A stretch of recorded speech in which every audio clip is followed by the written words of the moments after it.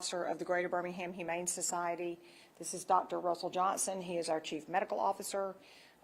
Commissioner Sheila Tyson is supposed to be here any minute. She is the chair of the Animal Services Committee for the Jefferson County Commission, and she is the person that GBHS has to contact when we have something like this happen.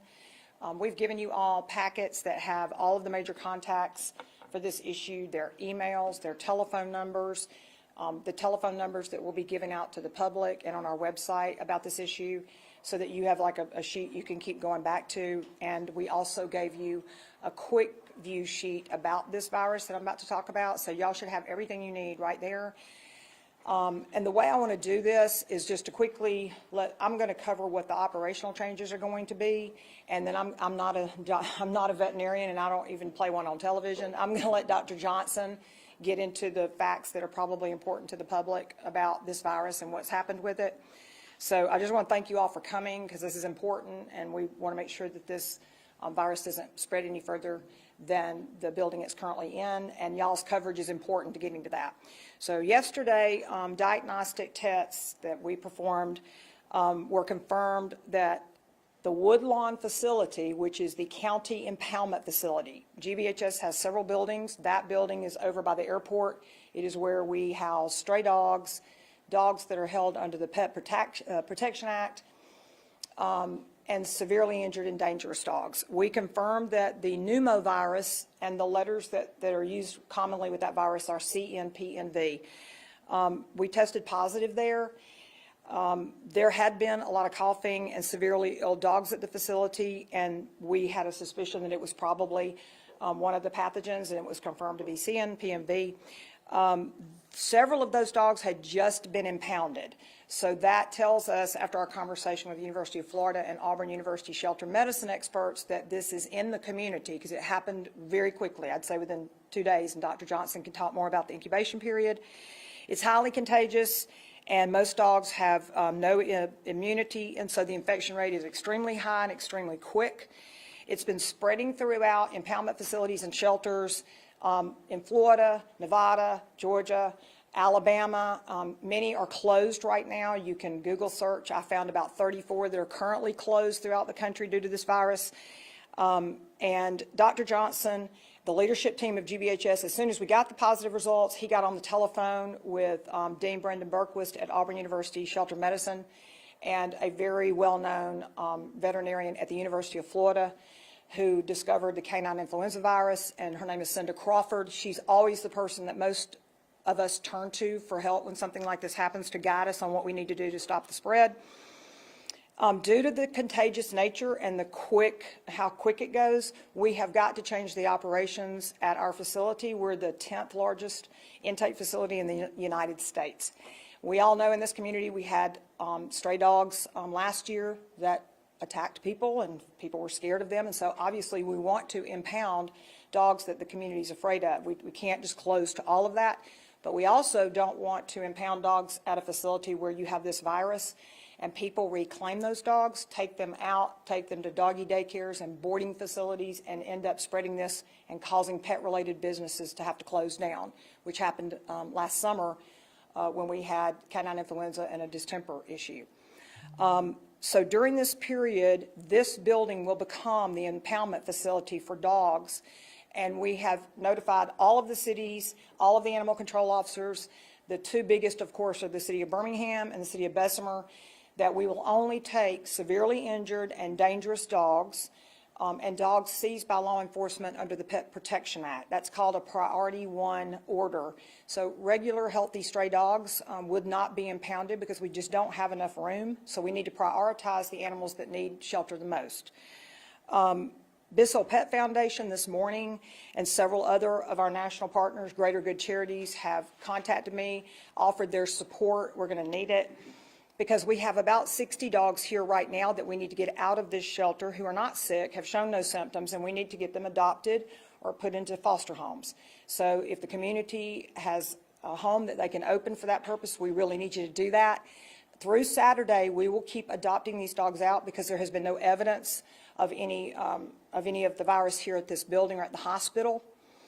We will take the dogs that come in from the community and isolate them from the dogs here so that we shouldn't have any cross-contamination, but we really need to get this facility shut down to regular adoptions of dogs by Saturday. And Bissell's hosting an emergency empty the shelter event to let us do that, so adoptions will be sponsored and free. If a person adopts a dog this weekend between today and Saturday and that dog begins to show symptoms of this virus, we will provide the support and veterinary care at no cost to the adopter. It's not a fatal disease. You just have to get treatment quickly, and we'll provide that, but we need the community support. There will be no staff between buildings, so we cannot have staff from Woodlawn working here. There will be no staff there. All staff will have to stay in place because the shedding of this virus and the fomite transmission is just too virulent, so everybody will be staying in place. There won't be any transports between buildings. During this time, GBHS will work with citizens who find lost dogs.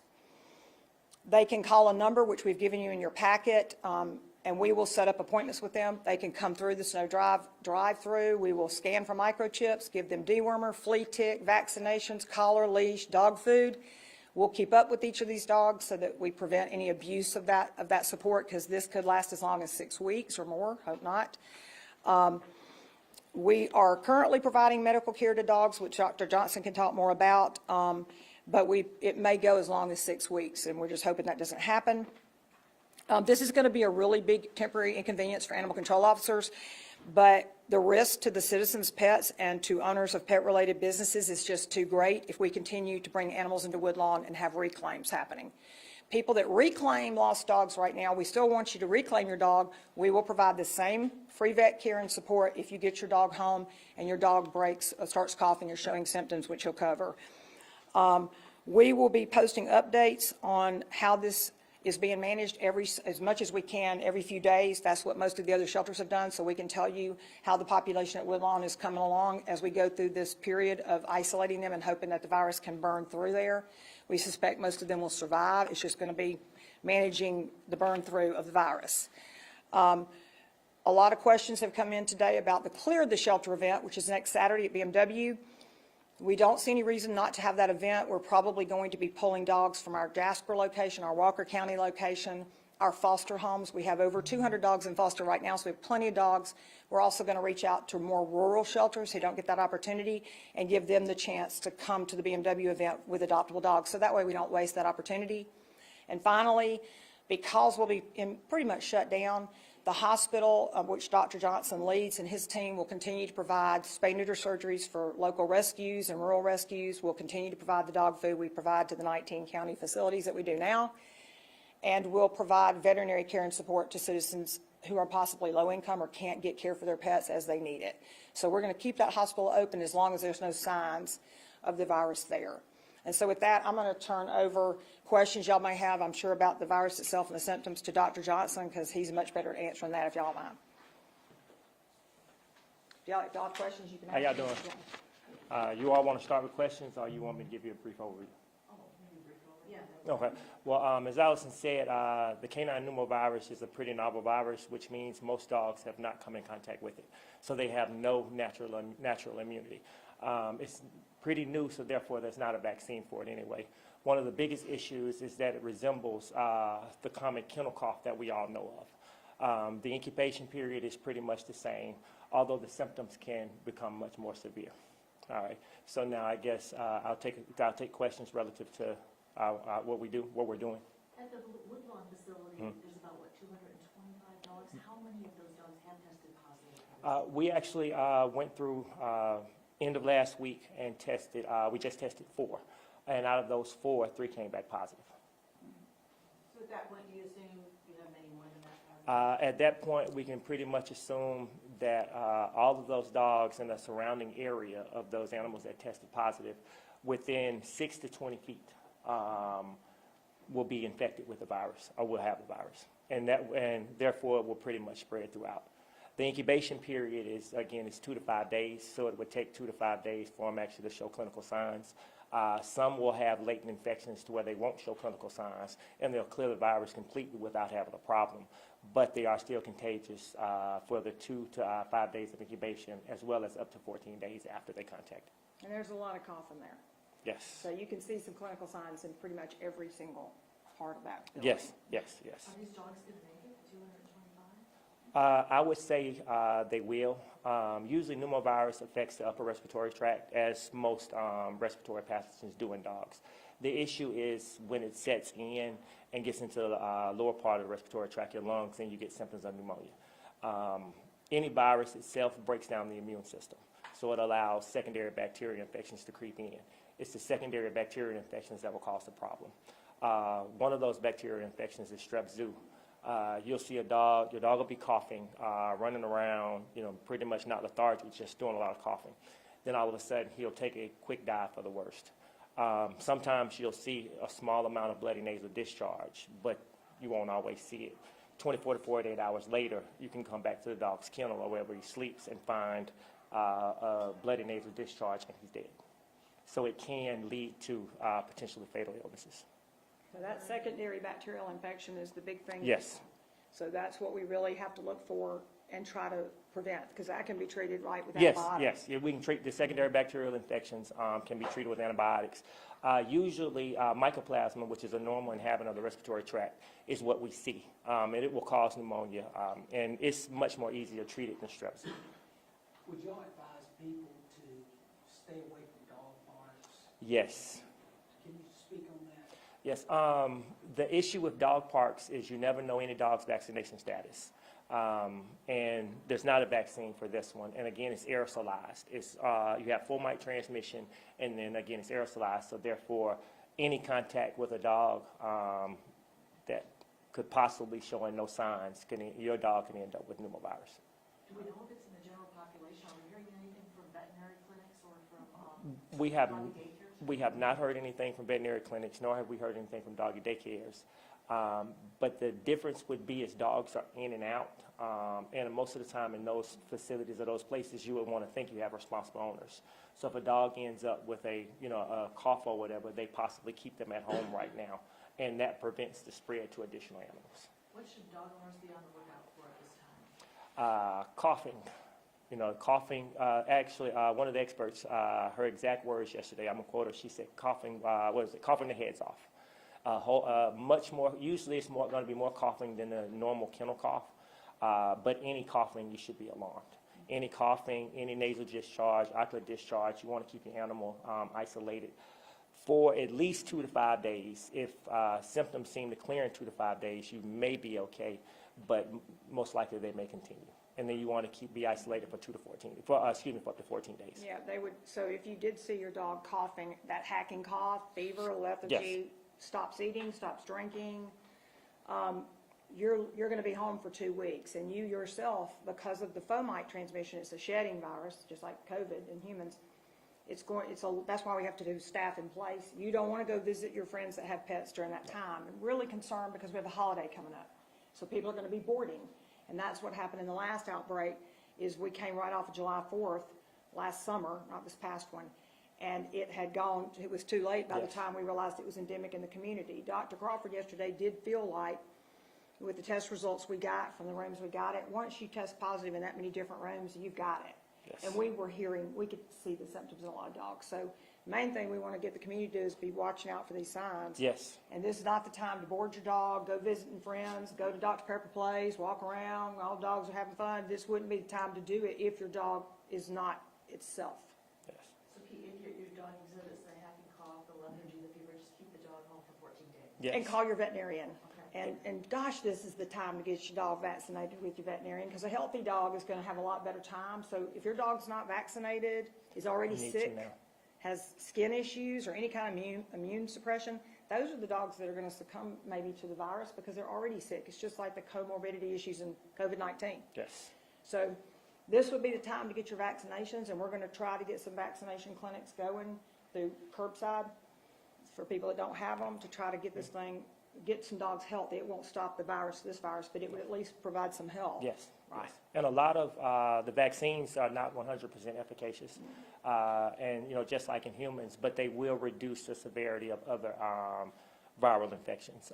The canine respiratory disease complex is actually several viruses, and you can vaccinate for those, and again, they reduce the severity. One point I do want to make, if your dog starts coughing and 2 to 3 days later, he starts to run a temperature, then you need to call the veterinarian ASAP, because that may be an indication of the fact that the pneumonia is starting to set in. Pneumonia in dogs will pretty much do them the same way they do us. You'll see abdominal breathing, stop eating, stop drinking, lethargy, a quote unquote, sometimes we'll say the animal's just, he's just not doing right. And again, the fever itself can be a big indicator of the fact that we have pneumonia set in. Yeah. And we've got Birmingham, the city of Birmingham has the most animal control officers, and then us second, Bessemer. So obviously, we don't want those officers driving trucks up into Woodlawn and then they go back to wherever they're coming from in the community and spreading it everywhere. So we're going to be working really hard to keep our clothes clean, our shoes clean, stay in one place, don't go all these different facilities, because we know it's in the community. Yes. But people really need to be vigilant watching their dogs, and puppies especially, Yes, and older ones. and older senior dogs carefully, because by the time the dog gets pneumonia, or it was concerning to us yesterday when Dr. Crawford confirmed that some of the closed down shelters did test for strep zoo, and that's that secondary bacterial infection that dogs can get. That is a very deadly disease, bacterial disease. It can be treated by antibiotics. Yes, but you have to get out ahead of it Quick. fast. That is one, the mycoplasma pneumonia, you may see an indication of it setting in, and you may have a day or two to react. But with strep zoo, you have to get that treated ASAP. So if you're a dog owner and your dog is healthy right now, just as a precaution, avoid taking the dog to the dog parks, boarding, doggy daycare. Should you just avoid all that if you're a dog Yes. owner right now? Yes. I mean, I probably would. The only good thing about the boarding facilities is they won't let you board your dog if they're not vaccinated. So we wouldn't say just stop boarding dogs, but for the next couple of weeks, hopefully right before that holiday, but I would check with the boarding facility and see if they've had a good responsible boarding facility, if they've had coughing in the facility, should not be boarding animals. We did let Dr. Eckhoff, who's the Jefferson County Veterinary Medical Association president, she's a local veterinarian, we have sent her this announcement. We sent Dr. Frazier, the state veterinarian, this announcement, so they all know, so that they can spread that information to the vet practices. And so they all will know that this is going on, and hopefully this news and the public, this publicity will let the dog boarding facilities and the places that we know that are downtown where lots of dogs come know. But there is still the issue that even if your dog's vaccinated, they could get this virus and you wouldn't know it until it has already spread, and then you get the symptoms 2 to 4 days later. So that's why we want to do our part to be responsible and not contribute to that with this large number of animals in the same building. And it was also communicated to us yesterday by one of the experts that if you do take your dog out, no new play groups. Yeah. And make sure that the dog's play groups, everybody within the dog's play groups have had all of the core vaccines. And if they can afford it, add influenza onto that as well. Are there any health risks for people that are in kind of constant contact with these animals at all? No health risk for people. The biggest issue is the fomite transmission. We were actually recommended that if we had to go to another facility to wear Tyvek suits. So, the fomite transmission is just that serious. Like it's a just that much full of a threat. Tyvek Yes. suit, which is a great thing to be wearing when it's 100 degrees outside. So that's how bad the fomite transmission Yes. is.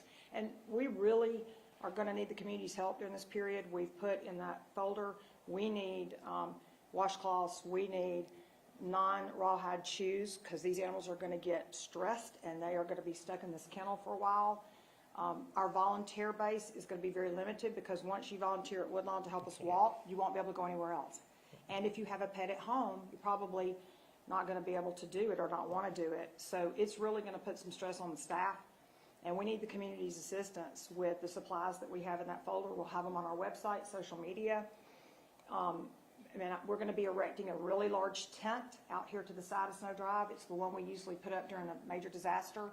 We're going to be putting quite a few kennels in there. We're going to have to purchase about $20,000 worth of additional portable kennels, because the ones we have been used so many times for disasters that we've got to add some, and we're going to be doing that over the next few days so that the Birmingham and Bessemer and unincorporated county dogs have a place to go, because we only have about 40 adult kennels here compared to Woodlawn, which has 150 roughly. So it's going to be interesting. It's going to require a lot of flexible A lot of flexibility, yes, Right. yes. An estimate, do you think you know about how long They say about 14 days to get rid of the virus. That's including the 2 to 5 days incubation and the 10 to 12 that the virus is actually active in the body. The virus will shed throughout that entire 14 days.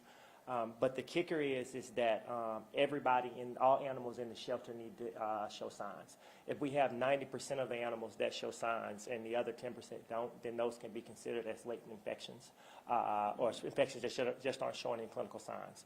What we will probably do then is just test some of those to make sure. And then once we have 14 days of nobody showing clinical signs, then it will be able to open back up. So it's kind of that last dog that shows a sign, and we got to go 2 weeks past that. Yes. And then we'll be clear. And we're hoping if we can do like the other shelters in the other states, we can avoid this for a while. But there is a concern among the shelter community with large places like ours that this may be a fact of life that we have to operate around. I hope not. But for right now, we want to try. This is our first issue with it, so we want to try to address it now and not try to treat it like we're just going to have to deal with it forever. This is the reason why this new facility that the county's building is so badly needed, because that facility in Woodlawn does not have any quarantine areas. It is built to spread disease, because back in the day when it was built, late 60s, they didn't know about these kind of Don't have things. to worry about it. So that new facility is all isolated wings, much less possibility that you have to do this. Now, I know we've probably created a lot of alarm in pet owners, but by all means, do not rush to the veterinarian with your dog if he's showing any signs of a respiratory disease. Give your veterinarian a call, okay? Because if you rush to the veterinarian's office, then, you can potentially cause every animal in there, or every animal that comes behind within a few hours to catch the disease. And that won't be good. That can actually start another way of starting a community outbreak. Everybody's using this call and die. Is there like a call vet that works like Don't that? I wish? No, we wish, but unfortunately, the state of Alabama doesn't allow telemedicine. So you actually, for vets, yes. Yeah, So you'll have to call and, probably get a drive-through appointment set up. But explain the condition to your veterinarian so he's prepared to deal with it. Yeah, so you don't just come in and then, end up with a lot of spread that doesn't have to happen. Right. Would you say your most immediate need here right now in the next 24 hours is for people to come in and adopt all the dogs and adopt the kittens and cats? Kittens and cats are good. They're not going to get this illness. So cats and kitten adoptions will continue, and impoundment of cats and kittens will continue. But adopting the dogs we have here now, right, and we are working with emergency transport programs to try to get animals up north. So we got moved to some priority status. I'm hoping that will also work. But yes, we need that, and we need, toys that will occupy these dogs and reduce their stress, because it's just, we don't like to keep a dog in a kennel for 6 weeks. It's just not the ideal situation, and they're going to need a lot of things to occupy their time. So we need that help. But yes, we need you to come and help us. And if you have a home with no pet and you can even foster a dog for that period of time, man, do we need you to do that. Yes. So. Talk about, you mentioned the new facility and how it would be better equipped. Just to kind of expand on that. So right now, because Woodlawn is in Woodlawn, the hospital's in Hoover, and Snow Drive is here, every single morning, dogs that need to be altered prior to adoption here and at Woodlawn are put on 2 different Sprinter vehicles into crates, and they're taken to the hospital. They have their surgery, and that afternoon they're brought back here. So that spreads any type of illness in the vehicle, in the crates, in the hospital, and then back here. The new facility, there are no vehicles or crates. The dog would just be walked into their kennel, and then they could just walk to the hospital, which is right next door, which is why we wanted to be right next door to that facility, and then walk to the adoption center. And the new design of the Animal Care and Control Services building, it's new shelters the size of us, like Phoenix and Atlanta. They maybe have 20 kennels in a pod, and it's sealed off. So that way, you have some quarantine kennels, what we call flex kennels. If we start to see illness, we can put those dogs in that kennel, deep clean the other one, let it rest for 24 hours, and you don't have all the dogs living together in like one big major building sharing the air. If you've ever been in Woodlawn, it is just one open, wet building that is very difficult to sanitize, and there's really no way to keep the animals from aerosolizing these viruses to each other. It just wasn't built for that. So, the more pathogens like this we keep seeing, the better, the more efficient it'll be for taxpayers to have that building, and you don't have to shut down animal control like this, when citizens right now may very well need someone to pick an animal up in their community, especially if it's dangerous or they're afraid of it. So we want that impoundment facility to be open because it's required by code, but you have to balance that with veterinarians when they say keeping it open just for healthy strays could harm the community's pets. So this new building should be a lot different and I think really prevent us from having to do this type of shutdown to where we have to go to priority 1. So we're also going to be working with law enforcement because imagine right now if we had a hoarding case or a puppy mill case, knock on wood. And if a case like that comes up, we will probably work with law enforcement to try to figure out how to keep those animals safe and helped and seen by veterinary at the site, and then try to figure out other options, because if it would only take one case like that and this place would have no more room. Yeah. So we're really going to have to be creative and smart, because we can't take a PPA dog or cat out of here up north until that hearing is held by the judge. So we're going to have to be really flexible and patient and work our way through any cases that come up in the next however long this takes. So we don't want any animals to be unsafe, but we also don't want to bring animals in and they get sick and we start over again. Yes, and that's an important point to point out, that any new animal that comes in and basically starts the process over. So if we introduce any animals to the Woodlawn facility, then the clock starts back over. We again have 2 to 5 days for an incubation period, right. A total of 14 days for that new animal that's introduced. So we definitely don't want to have to do that. Right. And sir? I'm sorry, how many total cases have y'all found? We found 3 so far. We ran a few more tests yesterday just because, but the fact that we found a case in 3 rooms, and we ran 1 dog out of every room. We found a case in 3 of those rooms. We can pretty much guarantee that every room is infected. Right. That's why we caught right now shelters that have positive PCR panels are really encouraged to call their state, whoever their consultant is, immediately, because the shelters that detected even just 3 or 4, within a few days, it was gone. And you can walk into Woodlawn right now and you can hear the coughing. So we knew we were pretty much, it was over then. And so in the next few days, those panels are expensive. They're about $100 a piece. They take, 3 to 4 days to get back. So you only got that quick to react. So we're going to continue doing panels, but they're just going to get higher and higher, and then hopefully then they'll start tapering off. It's expensive to do these panels, and it takes a while to get the results, so you got to act quick. So we walked into the facility end of last weekend. Like she said, we had already heard there were several more animals getting put on medications. And to walk in and just listen and view all of the coughing, it was like, okay, we've got something more than just a run-of-the-mill kennel cough. We use colored cards when dogs are starting to show symptoms of upper respiratory. He normally would walk through Woodlawn. There's 58 kennels in east, 58 in west. But because of the number of dogs that have been coming in, especially from the city of Birmingham, we've had to double dogs up into kennels. That's when you start running this risk of having these viral issues, because you've got too many animals in the same building. When Dr. Johnson walked through last week, most of the kennels had a color card on them. Yes. That's a sign that you got a problem. So that's when we knew we had an issue. And here coughing over barking. Right, oh, that's right. Yeah, here coughing I over heard one, and it's very clear. It reminded me of when I had COVID. I just could not stop coughing. You would know it. Right. That's it. Have we covered everything?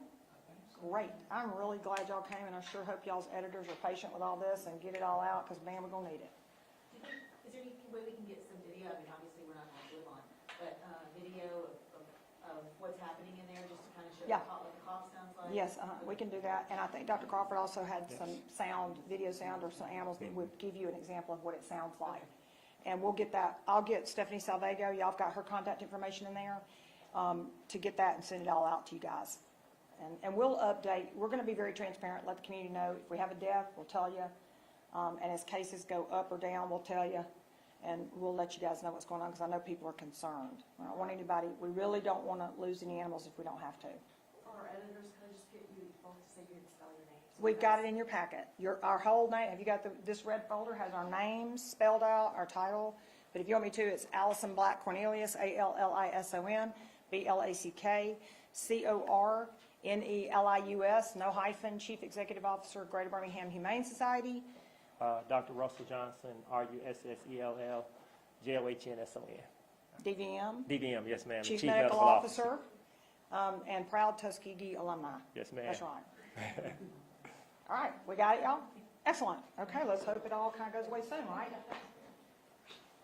I know, thank y'all. And here are these folders, guys, if y'all want, it has it all out, and it has all the incubation stuff in it, everything. Yeah, and the phone number that Allison referred to, on